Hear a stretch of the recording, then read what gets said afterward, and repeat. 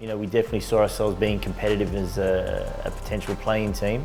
So to just miss out on a top 2 spot is remarkable, but you know, all it does is just increases the hunger of the guys. So yeah, we spent a lot of time in the off season trying to get to where we are now, and it's good that we're here, but we still got, you know, 6 more wins. There's just a trust amongst the group just to go for it and give it a crack. I think the community's like deserving of it. I think about the games last year where we're getting smoked by like 20 and no one left, you know.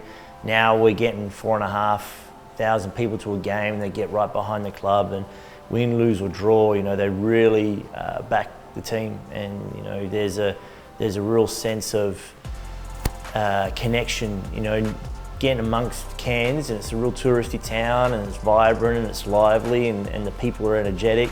You know, I wanted to do a style of play that they could relate to, you know, and I thought this freelance, young, fun, you know, guys with their own sense of swag and style, and you know, from, you know, what shoes they wear to how they do their hair and the way they go and play, I feel like there's a real connection to the community. So I think to bring a championship to Cairns also just, you know, validates everything we're doing, is that, you know, you can be a little bit flash and show, but it also works. Well, I mean, there's not too many coaches with knuckle tattoos, right? And I think this has always been, I've always gone to the beat of my own drum.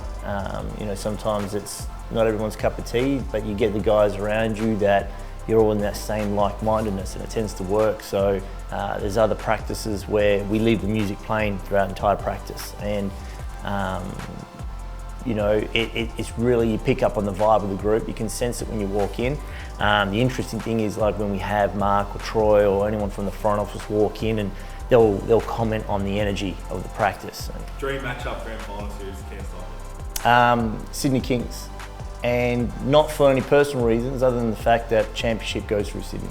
We really started it last season, how we wanted to build the team.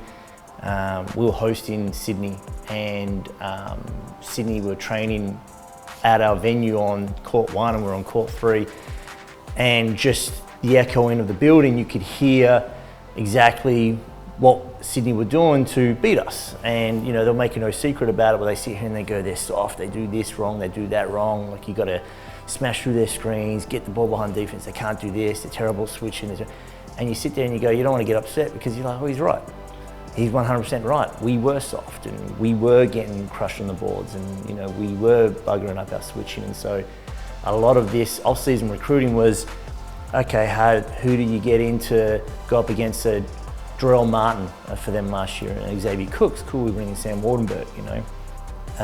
How do you counter the dynamic point guard of Derek Walton Jr., or you get a dynamic defensive-minded point guard like Shannon Scott, you know.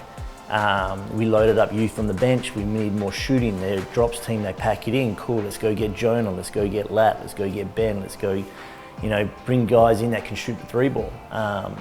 We built this team to try and be the direct matchup for Sydney. So my dream is that we play them, because that's the team that's #1, and that's the team that's the defending champs, and that's the team that, you know, is the team to beat. So if you really want to come out the other end being the best team, you have to beat them.